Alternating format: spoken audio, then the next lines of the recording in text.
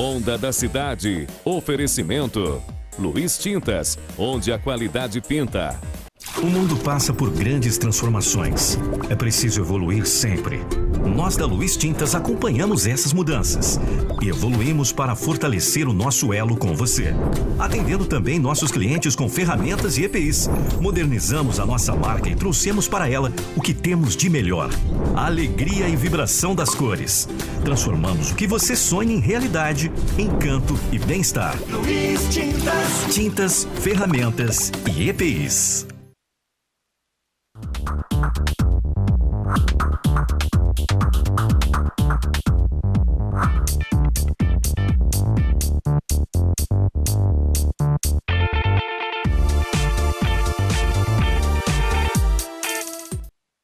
Olá amigos, tudo bem? Bem-vindos! Estamos recomeçando a semana. Na segunda-feira eu estive aqui e disse que era uma segunda-feira com cara de sexta-feira, porque logo depois veio o feriado de 7 de setembro. Eu vou mostrar algumas imagens do 7 de setembro aqui na cidade de Linhares. Mas aí veio o feriado, agora vem a quarta-feira, então nós estamos recomeçando. Recomeçando porque você merece um bom jornalismo para te deixar muito bem informado. Então, olha, fiquem conosco. Esse é o programa Ronda da Cidade e essa é a Rede Sim de Comunicação. Para começar, deixa eu pedir à minha produção algumas imagens dessa manifestação que aconteceu. BR-101, Praça 22 de Agosto, contou também com manifestação. Tudo bem, gente? Vamos recomeçar então. Sejam todos bem-vindos. Eu tenho aí algumas imagens. Quilômetro 139 da BR-101. Eu passei por lá e quando passei, a situação era essa que nós estamos mostrando. Algumas pessoas se juntaram com bandeiras, camisas verde e amarelo, que se tornou um símbolo de apoio ao presidente da República, Jair Bolsonaro. Bem, como eu não entendi muito as pautas que foram cobradas, eu vou chamar essa manifestação de manifestação em apoio ao presidente Jair Messias Bolsonaro. Porque eu vou repetir, eu não entendi as pautas. Teve gente que orou pela pátria, se vestiu de verde e amarelo. Teve gente que questionou, se vestiu de verde e amarelo. E aí, muitas pessoas dividiram as pautas ainda mais, com cartazes de STF, não sei o que lá, que eu não vou me aprofundar nisso de jeito nenhum. Mas era isso aí, ó, caminhões não estavam passando, como a nossa imagem está mostrando. Esse é o quilômetro 139 da nossa BR-101. E os carros pequenos, esses sim estavam passando, tanto que eu passei. Eu estava no município vizinho de Soretama e vim para cá. Olha só, é como nós estamos mostrando. Esse caminhão aí é um caminhão de manifestantes, então o trânsito estava livre. Não é? Era isso aí que acontecia nesse quilômetro. Mas essas pessoas se juntaram desde as 8 horas da manhã e foi um movimento que durou até o entardecer, início da noite, com diversas pautas. Aí nós estamos vendo a polícia militar, um policial militar fazendo imagem.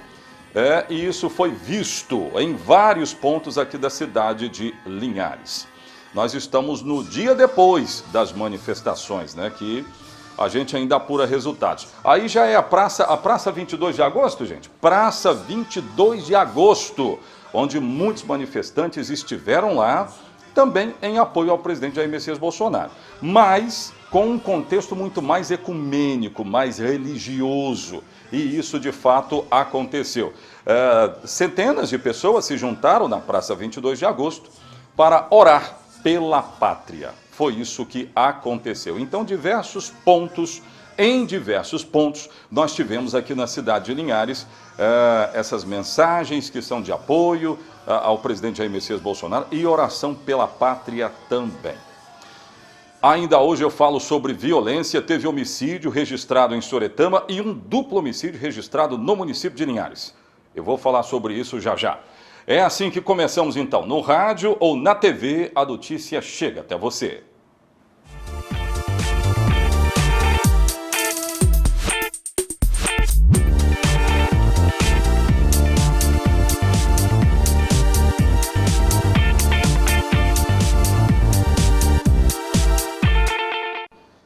Meu pedido de sempre é aquele, interaja conosco através das redes sociais, olha aqui, 99622-4547. Agora não deixe de se inscrever no nosso canal, youtube.com/Ronda na Rede.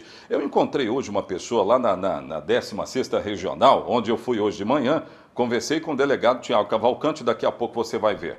E ele disse, olha, quando eu não consigo ver o programa Ronda da Cidade, eu vou para o YouTube. Então, se inscreva no nosso canal. E aqui está a nossa página no Facebook. Muito importante que você também navegue por essa página. Gente, 2 casos chamaram a atenção no setor de polícia aqui da cidade de Linhares e Soretama. Primeiro, Linhares. Um duplo homicídio registrado no quilômetro 165 da BR-101.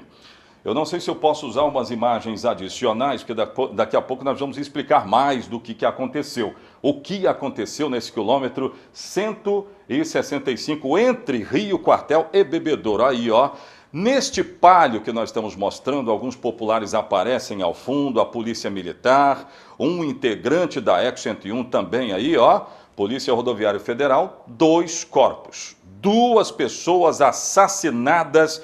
E, segundo informações, eu vou ouvir o delegado daqui a pouco, o delegado Tiago Cavalcante. Segundo informações, característica é de execução. Pode ter o envolvimento de rixa de grupos rivais que lutam pelo controle do tráfico de drogas aí nesta região. É exatamente como eu estou mostrando. Pode voltar aqui para mim. Os detalhes que cercam este caso, pode voltar aqui para mim, os detalhes que cercam este caso agora no Ronda da Cidade. Enquanto muitos lembravam o 7 de setembro em Linhares, a Polícia Militar foi acionada quando recebeu a informação de um duplo homicídio. A tragédia foi registrada no quilômetro 165, entre Rio Quartel e Bebedouro. No local havia um veículo Palio com 2 corpos. Um ciclista que trafegava na altura do quilômetro 165 da BR-101 disse que ouviu disparos de arma de fogo e em seguida avistou o automóvel parado. Ele mesmo fez contato com a Polícia Militar, que acionou a perícia da Polícia Civil.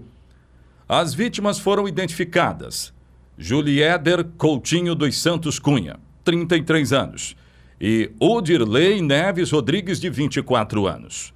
Na direção do carro estava Juliéder. Em seu corpo havia 5 perfurações causadas por disparos de arma de fogo. E no carona estava Odirley, e em seu corpo a perícia encontrou pelo menos 12 perfurações, a maioria na cabeça. A polícia encontrou no interior do Palio uma bucha e meio cigarro de maconha, uma pequena caixa de papelão contendo vários frascos de vidro com substância não identificada e latas de cerveja vazias. O motorista do veículo, Juliéder, é de Povoação.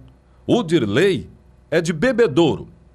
As investigações foram iniciadas, sem maiores informações sobre a autoria. Este foi o primeiro duplo homicídio registrado no mês de setembro em Linhares. Em relação a mortes violentas, chegamos ao número 57 do ano de 2021. Ok, o caso é esse, a polícia investiga, mas o que cerca esse caso, nós vamos entender um pouquinho agora. O delegado Tiago Cavalcante conversou comigo e deu essas declarações aqui, ó, põe no ar. Doutor, o caso do duplo homicídio registrado ontem no quilômetro 165 de Bebedouro, preliminarmente, o que a polícia já tem desse caso? Então, foram 2 vítimas, né, o Dirley e Juliéder, o Dirley de 24 anos, Juliéder de 33 anos. O Dirley já tinha passagem na polícia, inclusive em 2019 teve um irmão dele que foi assassinado. Nós entendemos ali que houve uma dinâmica, mais uma vez, relacionada ao tráfico de drogas. Aquela região ali de Bebedouro e Rio Quartel passa, até tinha conversado com você, passa por uma instabilidade muito grande no que diz respeito ao tráfico de drogas.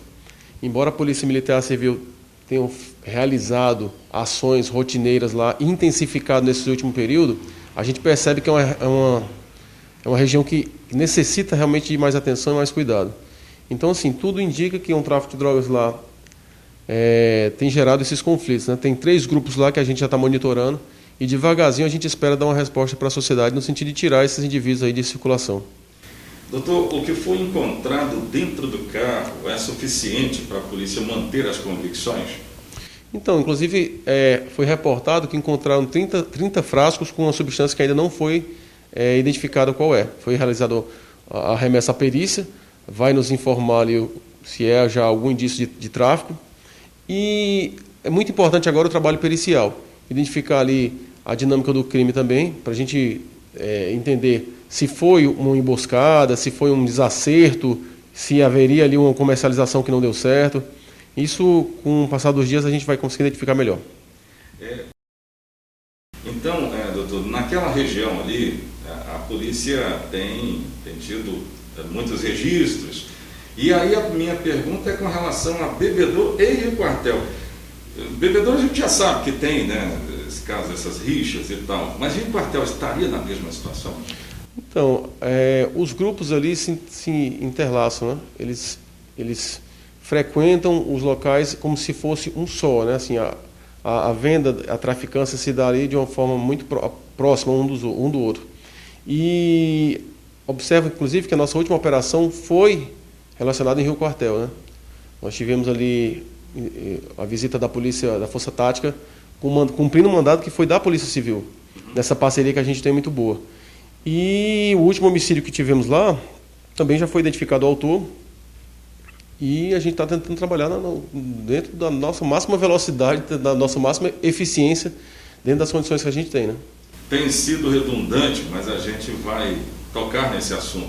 A participação dos moradores ali de Bebedouro e Rio Quartel, são participações fundamentais que não se desprezam, né, doutor? Então, é muito importante que o cidadão de bem, ele participe, ajude, porque é uma porcentagem mínima que causam essas situações que a gente verifica, né?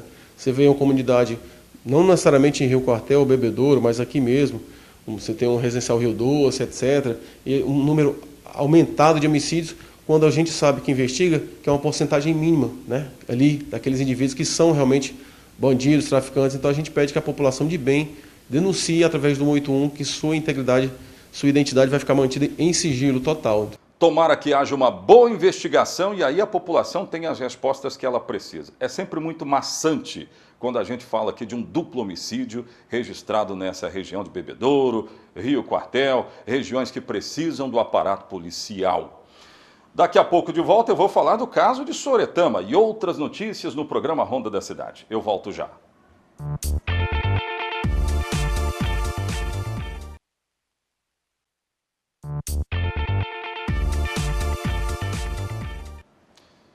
Gente, eu quero falar agora de um homicídio registrado em Soretama. Tem imagens aí, gente? Se tiver imagem, por favor, coloque no ar. Eu tenho essas informações que vieram de lá, de mais um homicídio de um jovem de 16 anos de idade. Jovem de 16 anos de idade, o nome dele eu tenho aqui, trata-se do Micael Santos, de 16 anos. O pai desse garoto estava hoje na 16ª Regional para liberar o corpo dele. A imagem é terrível. A informação é que essa moto aí era produto de roubo. E ele foi assassinado com vários tiros. Olha aí, um jovem garoto de 16 anos de idade que acabou sendo morto em Soretama. O caso segue sendo apurado. A polícia não tem muitas informações ainda para elucidar. Mas eu quero registrar que há 2 anos atrás, esse rapaz tentaram contra a vida dele. Tentaram contra a vida do Mike e ele acabou se safando naquele momento. Do Micael, aliás, desculpem, do Micael, desculpe aí, produção, de 16 anos de idade. Tentaram contra a vida dele, ele se salvou daquela, tinha 14 anos então. Aí agora, com 16, ele foi assassinado. A polícia ainda não tem informações de quem possa ter feito isso, essa violência grande que também assusta Soretama. Não há nenhuma informação nesse sentido ainda. Caso segue sendo apurado. Que pena, né, que jovens de 16 anos de idade tenham vidas ceifadas como a gente está vendo aí. Mudando de assunto, Rede Descontão, gente. Vamos comprar máscaras, é isso? Então continua a promoção em máscaras. Essa caixinha aí está custando R$25. Barato, hein? Vale a pena aproveitar. Máscaras, portanto, R$25 na Rede Descontão. Aproveite. Quero aproveitar para dividir tela com meu amigo João Batista, que está em São Mateus e tem informações agora. Me conta aí, João. Olá, Oséias e amigos que acompanham o programa Ronda da Cidade. Discussão acaba em morte no bairro Santo Antônio, em São Mateus. O feriado de 7 de setembro acabou em tragédia no bairro Santo Antônio.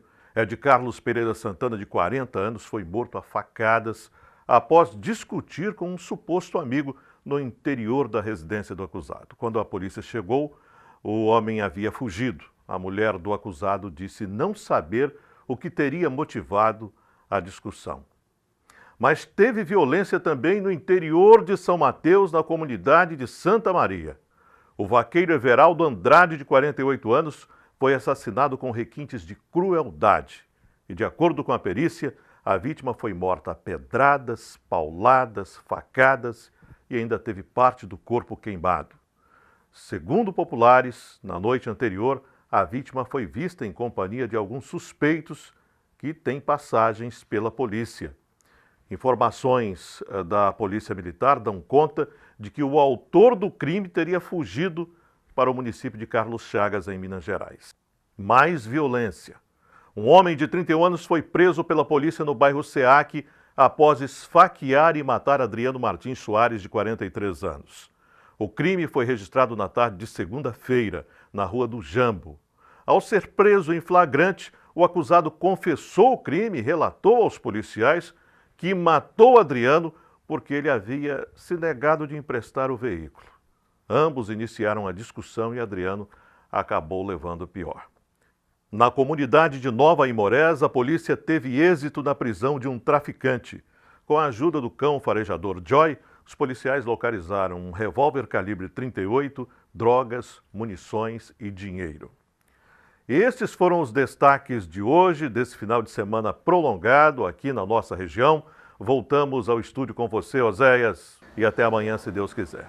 Valeu, João. Obrigado pelas informações. As informações de São Mateus, portanto, com João Batista. Vamos mudar mais uma vez de assunto nessa câmera aqui. Eu tenho informações da entrega de mais um kit merenda. O município de Linhares, que é exemplo para o estado do Espírito Santo, vai distribuir mais um kit merenda. Tenho essas informações? Põe no ar. Neste mês de setembro, será distribuído o 9º kit merenda às escolas de educação infantil e ensino fundamental da Prefeitura de Linhares a partir do dia 13 de setembro. Chegando às unidades de ensino, como das outras vezes, os pais ou responsáveis serão informados por telefone e pelas redes sociais das escolas sobre os dias e horários da retirada do kit. As primeiras escolas a receberem serão as localizadas em Bebedouro, Rio Quartel e Baixo Quartel. Para a retirada, o responsável pelo aluno deverá respeitar os protocolos sanitários por conta da Covid-19 e respeitar o cronograma estabelecido pelo gestor escolar para evitar aglomeração. A elaboração do kit foi feita pela equipe de nutricionistas da Secretaria de Educação de Linhares e os itens que o compõem levarão em consideração o índice nutricional de cada aluno no período em que ficará fora das dependências físicas da escola. As datas da chegada dos kits também podem ser acompanhados no site da Prefeitura de Linhares. Valeu, Luana Santos, com informações do kit merenda que ajuda e muito a comunidade carente, comunidade pobre, que sente os impactos de uma inflação muito alta, e é isso aí. Gente, olha, volto daqui a pouco, nessa câmera aqui, volto daqui a pouco com outras notícias, outras informações. Volto já.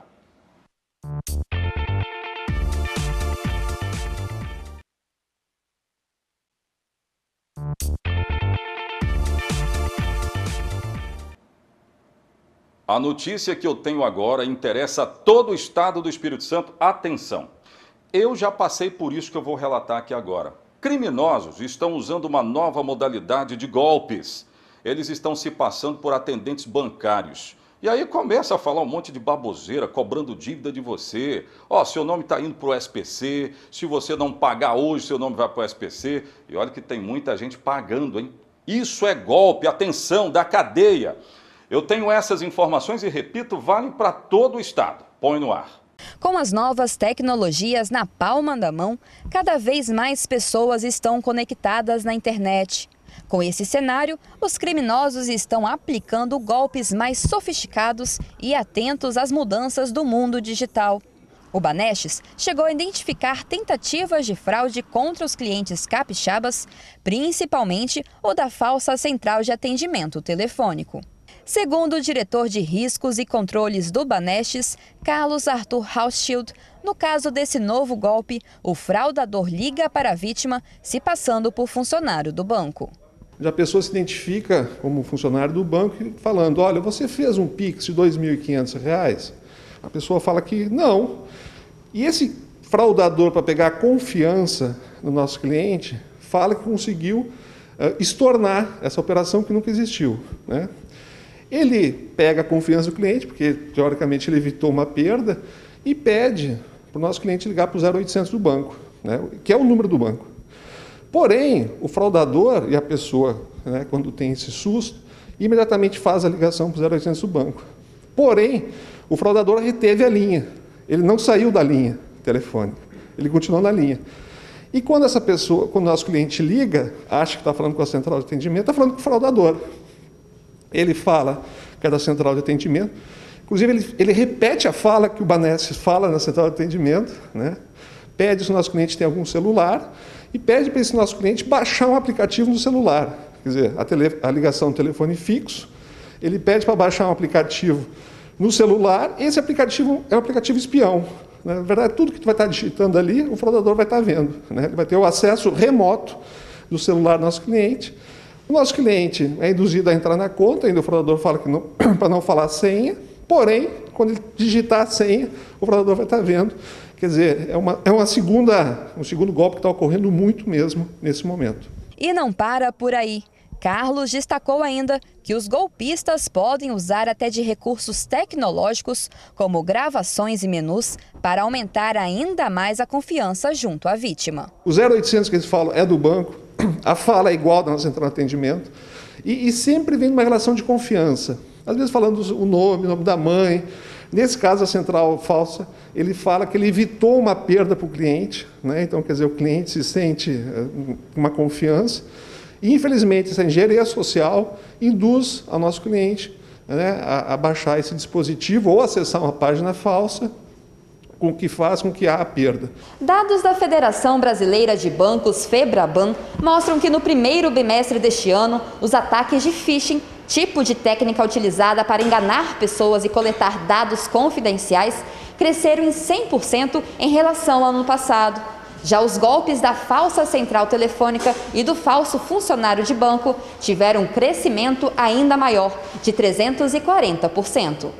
São dois fatores, né, nesse momento do aumento de transações digitais, né, que a gente sabe que cada vez mais pessoas estão usando instrumentos digitais, e a pandemia, né? Então, isso infelizmente fez com que aumentasse, segundo dados da FEBRABAN, que é a Federação Nacional dos Bancos, em 340% o número de golpes, né? Então as pessoas mais em casa ficam mais expostas. Carlos ressalta ainda que o banco não liga para o cliente. Por isso, é preciso mais cuidado. Manter e guardar os dados pessoais e confidenciais, assim como acessar exclusivamente os canais oficiais da instituição. O banco nunca vai ligar para dizer uma transação fraudulenta, nunca vai ligar para pedir senha. O banco não vai fazer contato com o cliente. Se houver, desligue imediatamente o telefone. Se não bastassem os golpes, como esse que eu acabei de relatar, existe a desvalorização do dinheiro, por conseguinte, valorização salarial, valorização de tudo. E aí você acaba recebendo cada vez menos. Sabe que a cada mês que passa nós recebemos menos? Aí é uma somatória, né? Vamos saber desse detalhe? Tenho essas informações também. Põe no ar. O salário mínimo de 2022 deve ser de R$ 1.169, segundo proposta orçamentária anunciada pelo governo federal. O reajuste de R$ 69, cerca de 6,27%, é inferior à inflação projetada para o ano, que é de 7,46%. e bem distante do necessário para garantir a sobrevivência da família brasileira com dignidade, que seria de R$ 5.400, segundo a economista Patrícia Costa, supervisora de pesquisas do Departamento Intersindical de Estatísticas e Estudos Socioeconômicos. Para chegar ao piso salarial necessário, o DIEESE considera a cesta básica mais cara de 17 capitais e as necessidades básicas de uma família com 2 adultos e 2 crianças, conforme estabelece a Constituição Federal. Entre elas, alimentação, educação, moradia, saúde e transporte. A desvalorização do salário mínimo vem ocorrendo ano a ano. Porém, desde 2019, o piso nacional passou a ser corrigido apenas pelo Índice Nacional de Preços ao Consumidor, a fim de preservação do poder de compra do mínimo. Com a correção sendo feita apenas pela inflação, o salário mínimo fica cada vez mais distante do valor necessário para a sobrevivência das famílias. Mostra um gráfico para mim que tem um pouco dessa evolução do salário mínimo. Eu não sei se eu vou mostrar a evolução, né? De repente deveria ser um decréscimo, mas vamos lá, olha só. Salário mínimo já foi, em 2005, de R$ 300. Aí veio passando. Teve uma valorização acima da inflação, pelo menos repondo a inflação, e agora não repõe mais. O quadro é, janeiro de 2022, o salário mínimo deve chegar a R$ 1.169. Dá para viver não, hein, gente? Dá para viver com isso não. Como a inflação que deve fechar no ano, no geral do ano, deve fechar 9%, como é que tu vive com R$ 1.169? Absurdo, mas esse é o Brasil, realidade nua e crua. Daqui a pouco de volta para o 4º e último bloco do nosso programa. Eu volto já.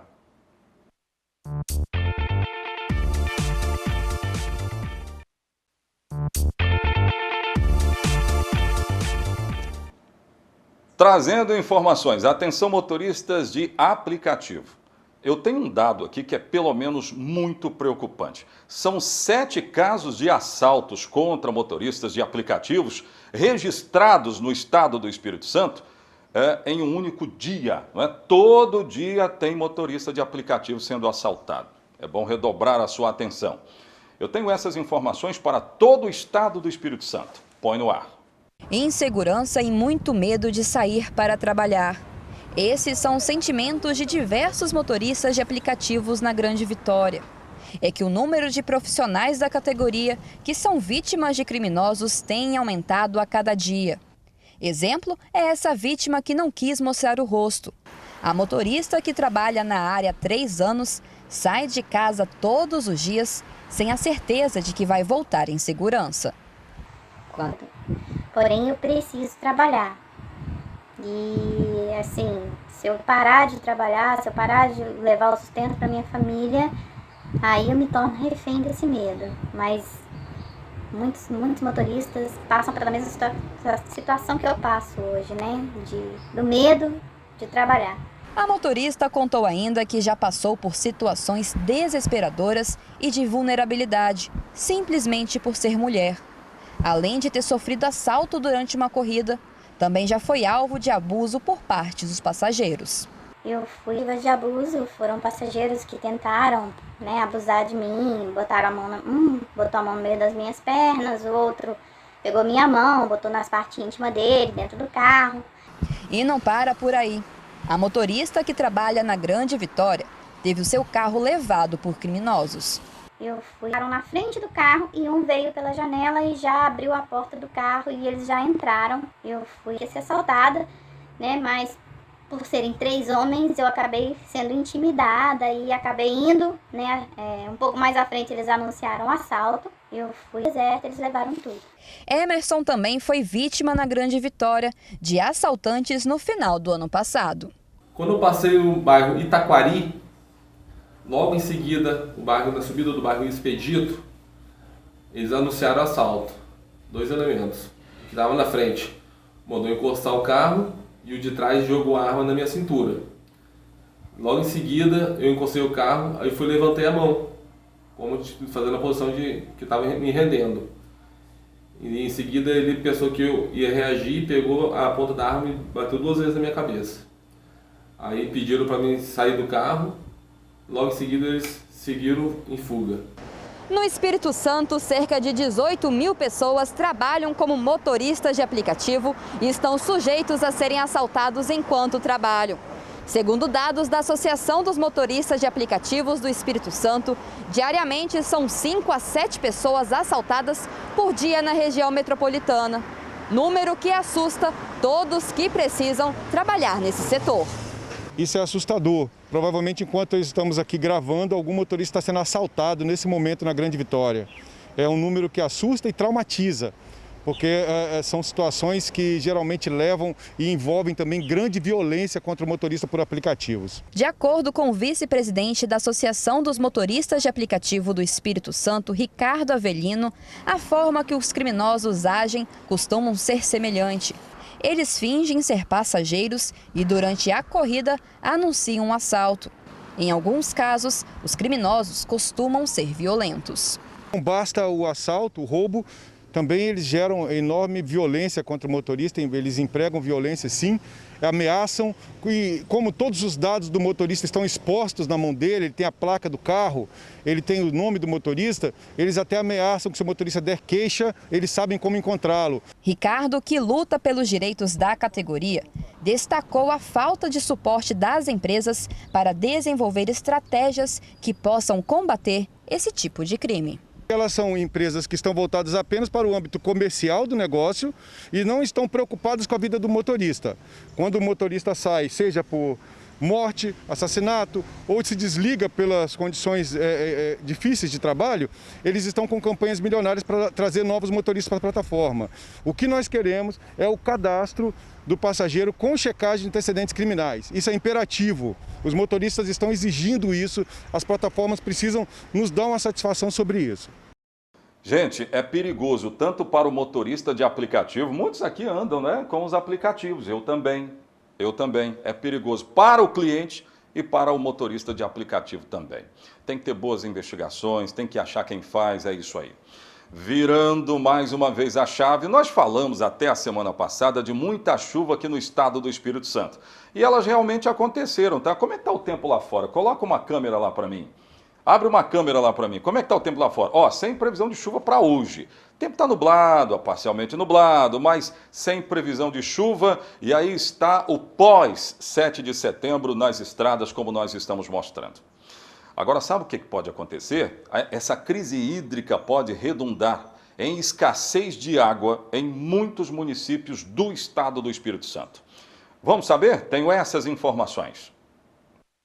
Apesar da chuva que atingiu o Espírito Santo nos últimos dias, o estado pode apresentar uma possível crise hídrica.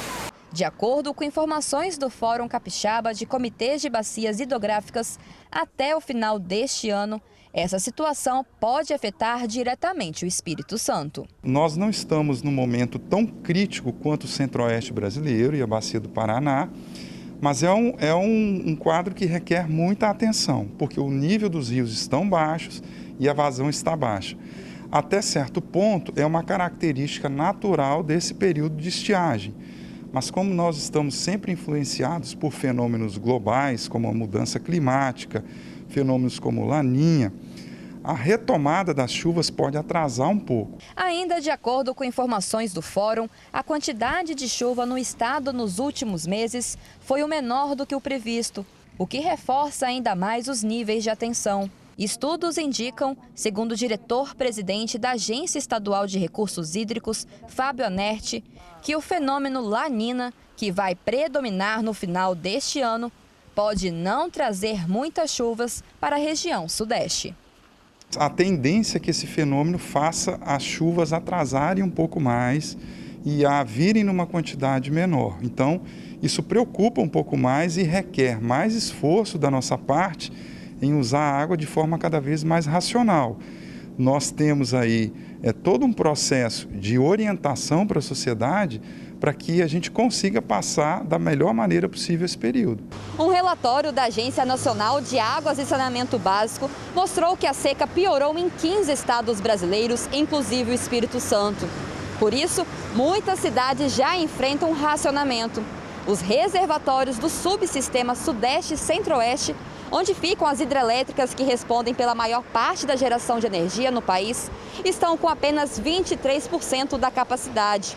Índice mais baixo que o ano de 2001, onde o Brasil viveu um apagão. De lá para cá, nós não tivemos anos bons de chuva. Isso significa que os períodos chuvosos de 2015 para cá, eles foram sempre um pouco abaixo da média.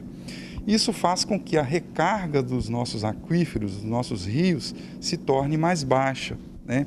Então a crise hídrica, ela se instala exatamente quando você tem uma queda muito significativa no nível dos rios, uma queda muito significativa na vazão, e ela passa a impactar setores da economia, como a agricultura, que o pessoal tem mais dificuldade de acesso à água para fazer irrigação, a indústria que precisa da água para os seus processos produtivos, né? E as pessoas que precisam de água para consumo humano. Segundo Fábio Anerti, neste momento, o consumidor tem que usar de forma mais racional tanto a água quanto a energia elétrica, para superar e esperar o regime de chuvas, que só volta nos próximos meses. A sociedade pode ajudar de maneira muito significativa, né? Desde atitudes individuais a atitudes empresariais. Então as pessoas, por exemplo, em sua residência, tomando um banho mais rápido, já vão promover uma economia significativa da quantidade de água consumida. Porque numa residência, por exemplo, o chuveiro é o principal responsável pela quantidade de água gasta. Então um banho mais rápido já ajuda. Fechar a torneira ao lavar as louças já ajuda. Reaproveitar a água da máquina de lavar já ajuda. E assim os agricultores, os industriais também, reaproveitarem a água, fazerem a irrigação na medida certa, com uma quantidade certa de água, são atitudes positivas que vão colaborar para a gente passar bem por esse período. Pois é, se de um lado tem esse cenário de muita seca, no Brasil também o cenário é esse, e em muitas cidades no estado pode haver esse racionamento. A gente tem que usar com toda moderação. Linhares ainda é uma cidade com muitas lagoas, com muitos recursos hídricos, mas a gente tem que cuidar, porque senão pode faltar para nós também. É assim que então vamos terminar o programa Ronda da Cidade, sempre com uma imagem bonita, uma imagem bacana, prometendo voltar, se o nosso sublime Deus assim permitir, amanhã. Grande abraço, até amanhã, tchau, tchau.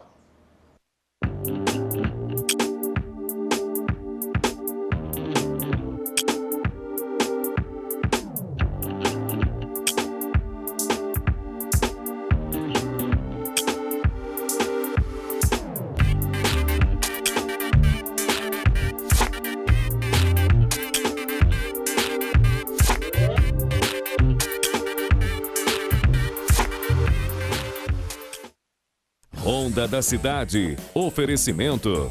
Luiz Tintas, onde a qualidade pinta. O mundo passa por grandes transformações. É preciso evoluir sempre.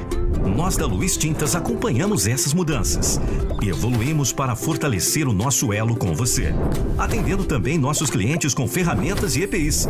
Modernizamos a nossa marca e trouxemos para ela o que temos de melhor: a alegria e vibração das cores. Transformamos o que você sonha em realidade, encanto e bem-estar. Luiz Tintas. Tintas, ferramentas e EPIs.